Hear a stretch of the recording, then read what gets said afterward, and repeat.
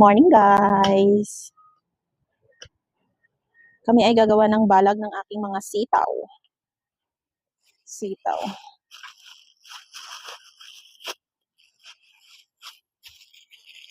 Kamusta kayo? Laliman mo pa yan?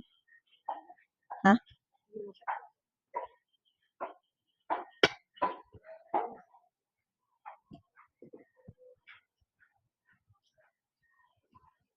Saan yung isa di?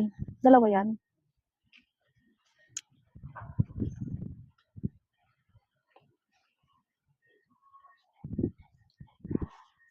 Yan. Okay na yan. Ako hahawak.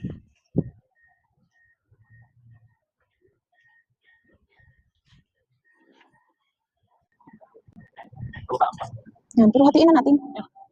Yan. Ganon.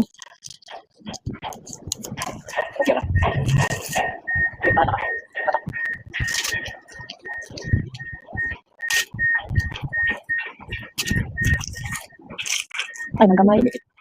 Yan na. Yan na lang. May chusero. May chusero maliit. May kasablog. May kasablog. Hi! Ito si Sky. Si Sky po yan. Hello. Diyan ka lang. Malikot ka eh.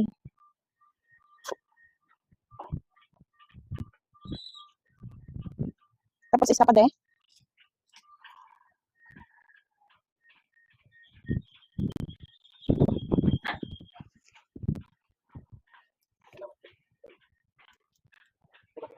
Hindi, inaano ko nga. May isa pa ba nito?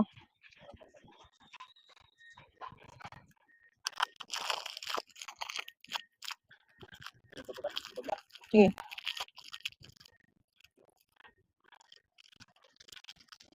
Malungkot ang isa.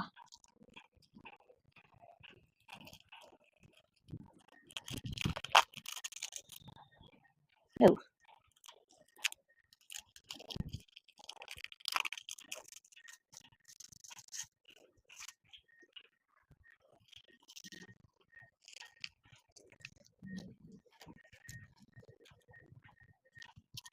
Sobra namang haba yung aking ano. So, ito yung ginagawa namin. Ganyan yung yung paggawa ng kanyang balag para hindi siya yung parang nalalaylay-laylay. Kasi yung nakaraan na nagawa namin, hindi siya maganda. Kaya, yung tubo rin niya, ay yung ano niya, yung paggapang-gapang niya, parang alam mo yung ano siya, natutumba. Kaya, ang ginawa ko, lagay ulit ako dito sa may kabilang garden namin. Dito ako nagtanim ng mga sitaw. So, inubos ko na yan kasi nga, sure naman ako na tutubo lahat eh. So, tumubo naman siya. Lahat naman na, natubo. Lumabas yung kanyang sprouts ba tawag doon. Tapos, yan lang gagawin ko. Yan, ganyan. Kasi kailangan talagang may protection eh. Kasi pagka So, once ayan, na naklik sa hahangin aking yan siya, sitaw. Medyo mataas na siya ng onte. So, ginawa na namin ng balag. Ito na siya. Yan.